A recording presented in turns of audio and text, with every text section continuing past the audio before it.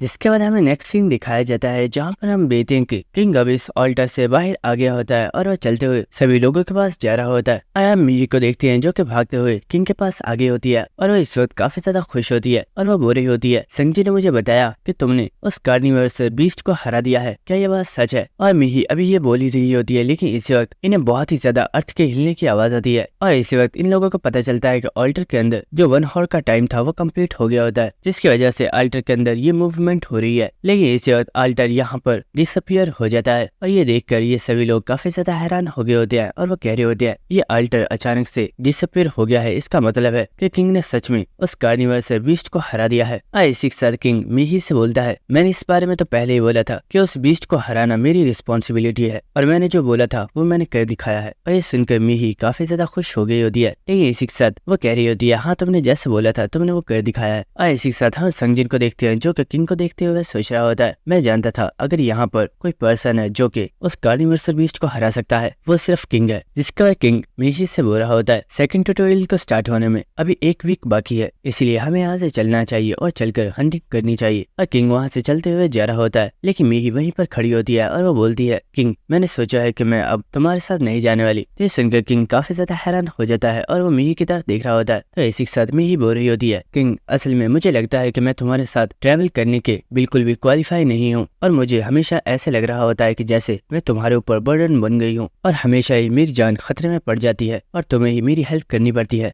और वैसे भी संगजीन ने मुझे उसकी टीम को ज्वाइन करने की ऑफर दी है, तो मैंने सोचा है कि मैं अब से संगजीन के साथ ट्रैवल करूंगी। तो ये सुनकर संगजीन भी काफी ज्यादा हैरान हो रहा होता है और वो बोलता है, मुझे इसमें कोई प्रॉब्लम नहीं है, अगर तुम हमारे साथ चलना चाहती हो तो तुम हमारे साथ चल सकती हो। और मिही की बात सुनकर किंग सोच रहा होता है, ये बात सच है कि जब से मिही मेरे साथ है वो बहुत ही ज्यादा रिलैक्स है और वो भले ही वो बहुत ही ज्यादा टैलेंटेड है और वो बहुत ही जल्दी अपने आप को स्ट्रॉन्ग बना रही है, लेकिन मिही ने अभी तक वो एक्सपीरियंस गेन नहीं किया है जिसकी उसे जरूरत है और शायद ये मिही के लिए अच्छा भी है। और इसी के साथ किंग बोलता है, मिही अगर तुम संगजीन के साथ जाना चाहती हो तो मुझे इसमें कोई भी प्रॉब्लम नहीं है, तुम इनके साथ जा सकती हो। तो ठीक है मैं यहाँ से चलता हूँ। और इसी के साथ किंग वहाँ से जा रहा होता है, लेकिन इसी वक्त मिही चलते हुए किंग के पास आती है और उससे बोलती है, किंग तुमने अभी तक मेरी बहुत ही ज्यादा हेल्प की, लेकिन मैं चाहती हूँ कि जब हम नेक्स्ट टाइम मिले तो मैं चाहती हूँ कि हमारी मुलाकात बिल्कुल ऐसे हो कि हम दोनों दोस्त हैं। और हाँ ये बात याद रखना कि अगली बार जब हम मिलेंगे तो मैं इतनी आसानी से गिव अप नहीं करूंगी। तो ठीक है हमारी मुलाकात जल्दी होगी। तो सुनकर किंग भी मुस्कुरा रहा होता है और इसी के साथ वो वहाँ से जाते हुए बोल रहा होता है, हाँ क्यों नहीं, मुझे उस दिन का इंतजार रहेगा। लेकिन इसी वक्त वो संगजीन से बोलता है, संगजीन तुमने बोला था कि मैं तुम्हें यूज करूं, तो ठीक है अपने आप को और भी ज्यादा स्ट्रॉन्ग बनाओ और जब तुम अपने आप को बहुत ही ज्यादा स्ट्रॉन्ग बना लोगे तो मेरे पास वापस आ जाना, क्योंकि शायद मुझे भी तुम्हारी जरूरत पड़ने वाली है। तो सुनकर संगजीन भी काफी ज्यादा खुश हो गया होता है और वो बोलता है, ठीक है मैं इसके लिए तैयार हूँ। जिसके बाद हमें 1 हफ्ते बाद का सीन दिखाया जाता है और हमें दिखाया जाता है कि फर्स्ट ट्यूटोरियल वाले एरिया पर सभी लोग आ चुके होते हैं और यहाँ पर किंग भी मौजूद होता है और हमें दिखाया जाता है कि इन लोगों के सामने वो लिटिल क्रिएचर मौजूद होता है और वो बुरा होता है, बाकी ट्यूटोरियल वाले एरिया से तुम सभी लोग बहुत ही ज्यादा डिफरेंट हो और मैंने एक्सपेक्ट नहीं किया था कि यहाँ पर तुम में से इतने ज्यादा लोग सरवाइव कर पाओगे। वेल ये बात तो मैं जानता हूँ कि आखिर तुम लोग यहाँ पर सरवाइव किस तरीके से कर पाए हो, लेकिन इस चीज से मेरा कुछ भी लेना देना नहीं है, तो इस चीज को जाने दो। और दोस्तों यहाँ पर ये लिटिल क्रिएचर किंग के बारे में ही बात कर रहा होता है, क्योंकि वो भी जानता है कि इस कार्निवर्सल बीस्ट को किंग ने ही किल कर दिया था,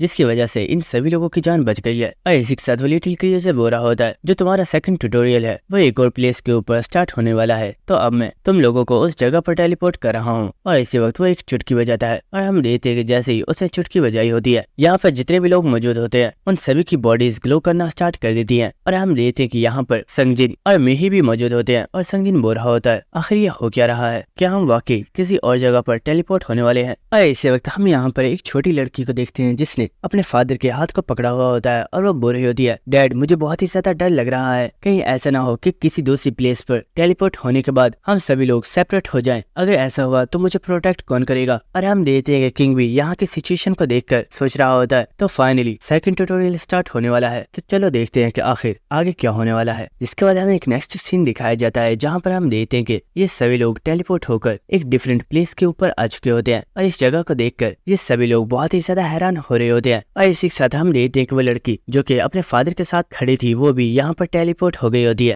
और यहाँ पर इसका फादर भी मौजूद होता है। और इसी के साथ यहाँ पर उस क्रिएचर की आवाज आ रही होती है जो कि इन लोगों से बोल रहा होता है सभी लोग मेरी बात गौर से सुनो। सेकंड ट्यूटोरियल को स्टार्ट करने से पहले तुम लोगों को इस चीज को समझना होगा कि तुम लोगों को एक साथ सेकंड ट्यूटोरियल को कंप्लीट करना है, लेकिन इसके लिए टोटल पीपल्स 7 होने चाहिए, इसलिए अपनी तादाद को मैनेज कर लो। और ये सुनकर सभी लोग काफी ज्यादा हैरान हो रहे होते हैं और वो कह रहे होते हैं हम लोग यहाँ पर टोटल 8 पीपल्स हैं, तो आखिर ये क्रिएचर 7 पीपल्स का क्यों कह रहा है, कहीं ऐसा तो नहीं कि हमें यहाँ पर एक पीपल को किल करना होगा। और हम देखते कि ये सभी लोग इस चीज की वजह से बहुत ही ज्यादा हैरान होते हैं। और उनमें एक चश्मे वाला पर्सन बोल रहा होता है ये क्रिएचर हमेशा ही कुछ ऐसा करता है जिससे हम सभी लोग मुश्किल में पड़ जाते हैं, तो अब आखिर हम ये कैसे डिसाइड करेंगे कि हमें किस पर्सन की जरूरत नहीं है। और इसी के साथ हम एक पर्सन को देखते हैं जो कि किंग को देखते हुए सोच रहा होता है इस पर्सन ने अकेले ही उस कार्डिवर्सल बीस्ट को हरा दिया है, जिसका मतलब है कि ये पर्सन बहुत ही ज्यादा स्ट्रॉन्ग है और हम इससे पंगा नहीं ले सकते। और इसी के साथ वो किंग के वेपन को देखते हुए सोच रहा होता है पता नहीं इस पर्सन को ये वेपन कहाँ से मिला है, लेकिन मैं देख कर ये अंदाजा लगा सकता हूँ कि ये वेपन बहुत ही ज्यादा स्ट्रॉन्ग है। और इसी वक्त हम एक लड़की को देखते हैं जो कि चलते हुए उन सभी लोगों के सामने आती है और वो बोलती है दोस्तों मुझे लगता है सबसे पहले हम सभी को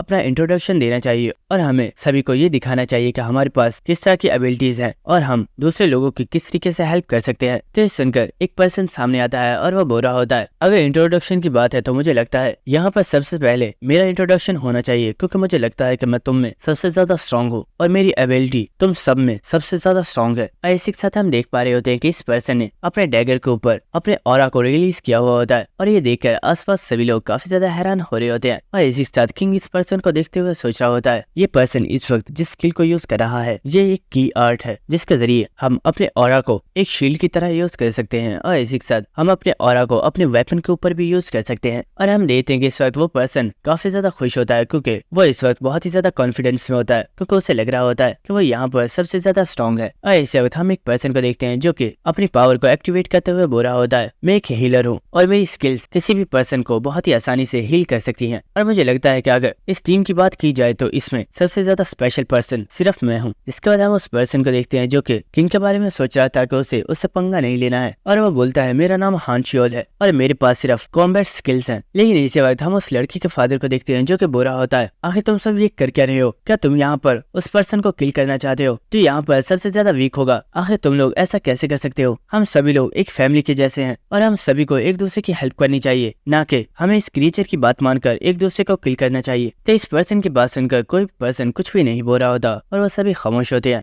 लेकिन इसी वक्त वो पर्सन जिसने अपनी ऑरा स्किल को सबके सामने शो किया था वो बोलता है हे ब्यूटीफुल लेडी, तुमने अभी तक अपने आप को इंट्रोड्यूस नहीं किया है, क्या तुम अपने स्किल्स के बारे में कुछ भी नहीं बताने वाली। तो सुनकर वो लड़की मुस्कुराते हुए बोलती है ओह हाँ मैंने तो तुम्हें अपने बारे में बताया नहीं, मेरा नाम जिमिन है और बात रही मेरी स्किल्स की तो वो मैं तुम्हें जरूर दिखाऊंगी। और इसी के साथ हम देखते हैं कि वो काफी ज्यादा डेविल से स्माइल देते हुए उस पर्सन की तरफ चलते हुए आ रही होती है और ये देखकर वो पर्सन काफी ज्यादा हैरान हो गया होता है और वो बोलता है हे लेडी, आखिर तुम मेरी तरफ क्यों आ रही हो, मुझसे दूर रहो, अगर तुम मेरे ऊपर अटैक करने की सोच रही हो तो भूल जाओ मेरी स्किल, इसके साथ मैं भी तुम्हारे ऊपर अटैक कर सकता हूँ। लेकिन इसी वक्त हम देखते हैं कि लड़की अचानक से उस पर्सन के सामने से गायब हो जाती है और ये देखकर वो पर्सन काफी ज्यादा हैरान हो गया होता है। लेकिन हम देखते हैं कि वो बहुत ही तेजी से उस उस पर्सन के बिल्कुल पीछे आ गई होती है और वो अपने डैगर के साथ उस पर्सन को स्टैब करके उसे यहीं पर किल कर देती है। और ये देखकर आसपास मौजूद सभी लोग बहुत ही ज्यादा शॉक हो गए होते हैं और हम उन फैमिली मेंबर्स को देखते हैं जिनमें वो लड़की बहुत ही ज्यादा घबरा गई होती है और वो डर की वजह से काफी ज्यादा चिल्ला रही होती है। और इसी के साथ हम देखते हैं कि उस पर्सन की बॉडी में से उसके मैजिक स्टोन्स बाहर आ गए होते हैं और ये देखकर वो लड़की बोल रही होती है, मुझे पता नहीं था कि मैं इतनी ज्यादा लकी हूँ कि मुझे एक इतनी ज्यादा पावरफुल स्किल इतनी आसानी से मिल जाएगी। और हम देखते हैं कि उसने उस पर्सन की इस स्किल को उठा लिया होता है और वो बोल रही होती है, मुझे स्किल बहुत ही ज्यादा पसंद आई, इसीलिए मैंने इस पर्सन से ये स्किल ले ली है।